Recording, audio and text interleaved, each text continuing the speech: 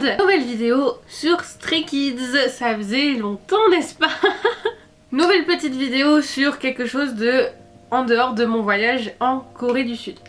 Et cette fois-ci, comme j'en avais parlé dans mes 3 longues vidéos sur Stray Kids, je vais enfin faire cette petite vidéo qui résume et qui parle des SK-Zoo. Donc sans plus attendre, je vais vous faire une petite présentation de ce qu'est SK-Zoo par rapport à Stray Kids. Et ensuite je vous ferai une présentation une à une de chaque mascotte pour vous faire une sorte de petit guide ou au moins pour vous éclairer un peu là-dessus. C'est parti!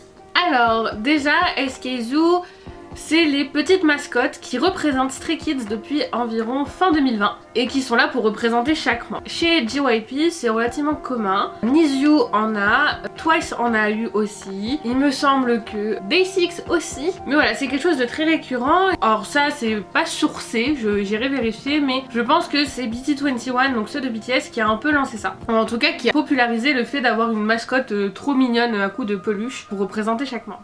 Donc la plupart des caractères, donc des petites mascottes, sont inspirés déjà des animaux qui représentent chaque membre. Donc souvent en fait si vous êtes habitué un peu au monde de la K-pop, vous savez que chaque membre d'un groupe souvent est représenté par un emoji pour faciliter la traduction, faciliter de savoir qui parle ou ce genre de choses.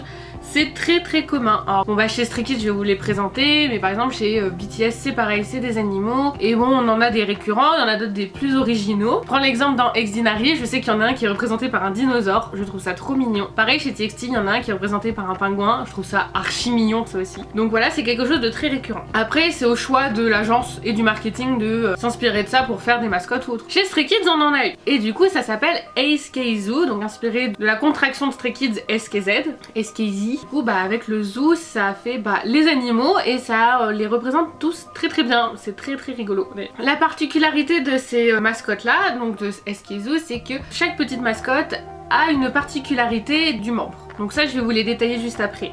Mais c'est vraiment trop mignon parce que quand on voit pour la toute première fois une des mascottes, si tu connais les membres, tu sais exactement à qui ça va, même sans connaître la correspondance, parce qu'ils ont vraiment cette petite caractéristique qui est propre aux membres. La toute première apparition du coup des SK-Zoo c'est en décembre 2020, donc le 23 décembre 2020, sur la chaîne officielle de Stray Kids. Ils ont diffusé un tout petit teaser qui s'appelle justement SK-Zoo teaser vidéo, qui reprend la fin de God's Menu et où on voit pour la toute première fois les petites mascottes animées.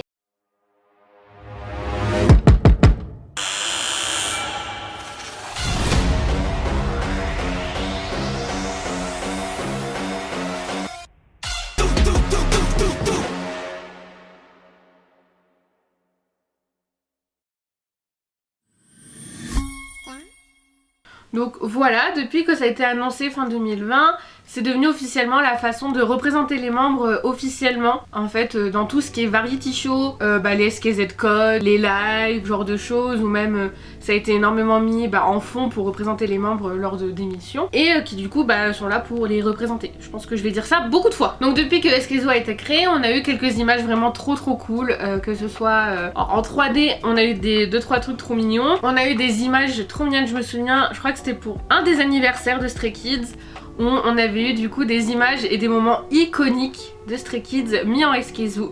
Je vais vous les montrer. Dans mon souvenir, du coup, on a l'image de la première Chance Room au T8, l'image de Blueprint, l'image de leur tout premier gros concert tous ensemble où ils se font un énorme câlin à la fin.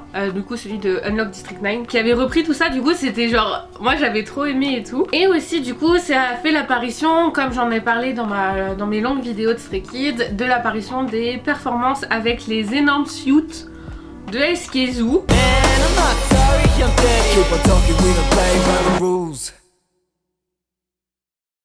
Donc c'est arrivé lors du premier fan meeting où ils ont fait God's Menu dans ses suits. Ensuite on a eu une vidéo performance de Dangerous là-dedans. Et depuis on les a pas trop revus. Mais c'est pas plus mal parce que ça a l'air d'être une galère à faire. Mais du coup c'est très mignon, enfin c'est très rigolo. Voilà, donc sans plus attendre peut-être, let's go to présenter chaque petit membre de SK-Zoo, let's go. Le tout premier, il s'agit du coup de Wolf-chan. Wolf-chan, comme son nom l'indique, représente Mang-chan. C'est un petit loup gris et qui a pour particularité d'avoir des petites fossettes qui sont exactement les mêmes que Chan quand il sourit. Et qui du coup a toujours représenté Chan, ça a toujours été le loup. Du coup là il a le droit à un petit loup gris. Bon bien sûr en fait il y en a où j'ai pas grand chose à dire hein, parce que ça a été juste de l'emoji et de la représentation directe. D'autres ont des histoires plus kiki mais vraiment sinon c'est relativement très simple. Donc juste après nous avons Libit qui représente du coup Lino. C'est un lapin blanc qui a, comme vous pouvez le voir, des petits yeux froncés et des petites dents de lapin, qui du coup représente Lino, car Lino a toujours été représenté soit par un lapin, soit par un chat, et qui du coup a aussi ces deux petites dents de lapin, qui est absolument adorable, et qui du coup représente Lino. Ensuite nous avons Dweki, un de mes préférés, le tout premier que j'ai adoré direct. Dweki est là pour représenter Changbin. Alors Dweki c'est la contraction de lapin et cochon en coréen, ce qui donne Dweki. Car Dweki a été créé par Changmin lors d'un live avec tous les membres. Du coup c'est lui-même en fait qui l'a créé, ce qui est absolument adorable. 나쁘지 않네. 잠깐만요. 뭐예요? 역시 핑크색이네요. 돼지예요? 토끼! 아 죄송합니다. 토끼야? 네. 토끼를. 야 이거 누가 봐도 돼지야? 와 근데 미안 되게 미안 형. 되게 약간. 아 왜 우래? 울게 만들어. 잠시만. 저게 나라고? 아 왜 되게 울게 만들어? 되게 울어요. 되게 울어요. 제가 스테이를 위해서 선물 준비했어요.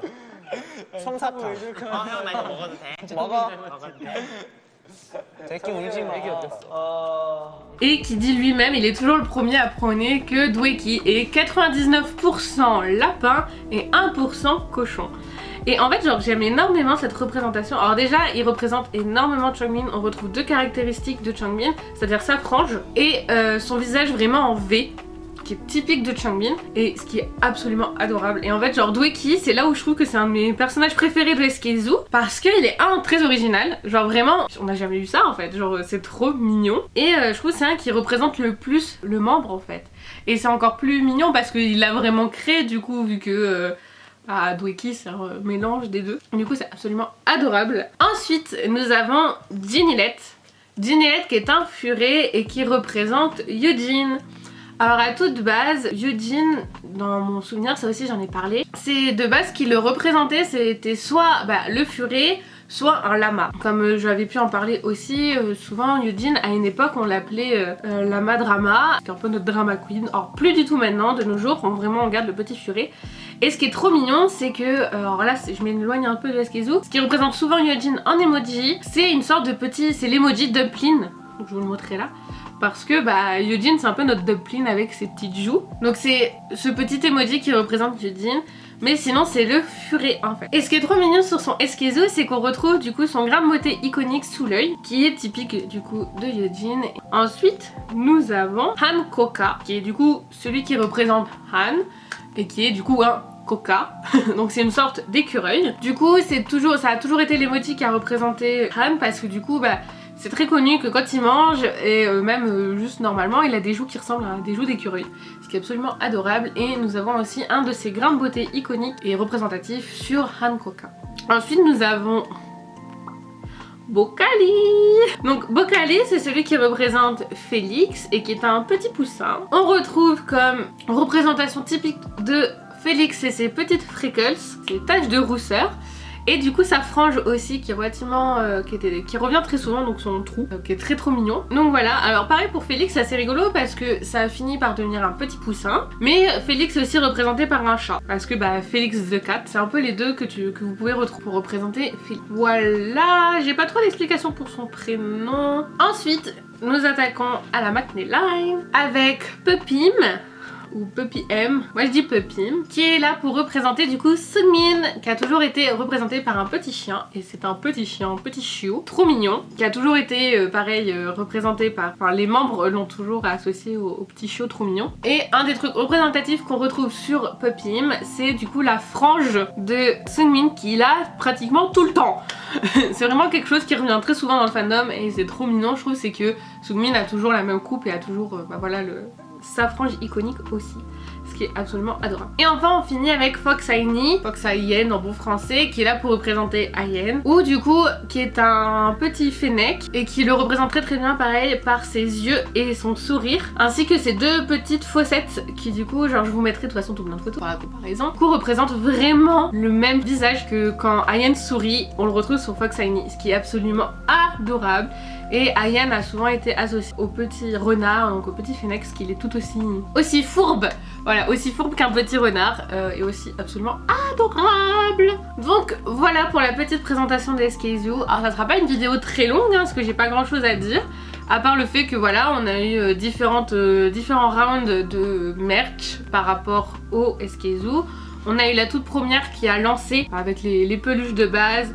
Il y a aussi eu des petites figurines à l'effigie de God's Menu. Ensuite, nous avons eu du coup toute une merch autour de Mixtape O avec des petits pyjamas pour habiller les peluches normales ainsi que toute une merch. On a eu des stickers et tout ça. Ensuite, on a eu le pop-up store qui a ramené aussi des nouveaux vêtements. On a eu le pop-up store avec des nouveaux vêtements. Il y a eu tout plein d'accessoires autour de SKZoo. Il y a eu le t-shirt, il y a eu tout ça. Avant le pop-up store, il y a aussi eu les tenues du second fan meeting Chocolate Factory qui ont été mises en vente avec la merch du coup de Chocolate Factory, qui sont absolument adorables. Genre de mon souvenir, genre c'était livré dans des boîtes trop belles avec les tenues trop bien habillées et tout. En fait genre de mon souvenir, je suis désolée c'est un peu flou à ce moment là, c'est pas très structuré, mais à chaque fan meeting il y a eu pour l'instant des tenues d'SKZoo, parce qu'il y a aussi eu les premières tenues d'SKZoo lors du premier fan meeting, du coup en mode un peu détective Sherlock, qui avait été disponible. Ensuite il y a eu celle du Chocolate Factory, il y a eu le pop-up store où pareil on a eu des tenues 100% originales pour les SKZoo, ainsi que des nouvelles peluches, l'apparition des mini et des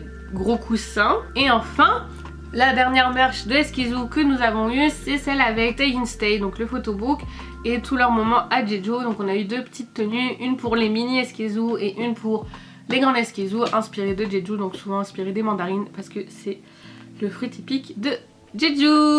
Voilà. J'espère que cette petite vidéo rapide et j'espère cool sur les SKZoo vous aura plu. J'espère vraiment faire plus de vidéos sur la K-pop en général, mais ça me demande vraiment beaucoup de temps et de préparation avant. C'est pour ça que là je vous fais SKZoo parce que c'est quelque chose que je connais bien, donc c'est beaucoup plus facile pour moi. Mais j'ai vraiment hâte de revenir avec plein d'autres vidéos.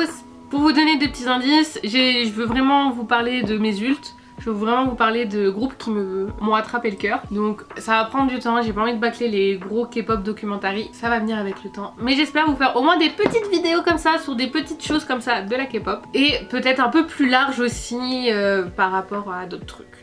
Mais voilà, j'espère que cette petite vidéo vous aura plu, que au moins ça vous aura un peu plus aidé par rapport au SKZoo, et qu'au pire des cas ça vous a donné un petit bon moment à m'entendre parler. N'hésitez pas à partager cette petite vidéo, à poster un commentaire si vous avez des questions ou quoi que ce soit, ou des remarques à me faire sur ce type de vidéo. À me rejoindre surtout sur Instagram, c'est là où du coup je poste les news sur les vidéos et sur ma petite vie en général. Je vous dis bien sûr à très vite dans une prochaine vidéo. Bye bye.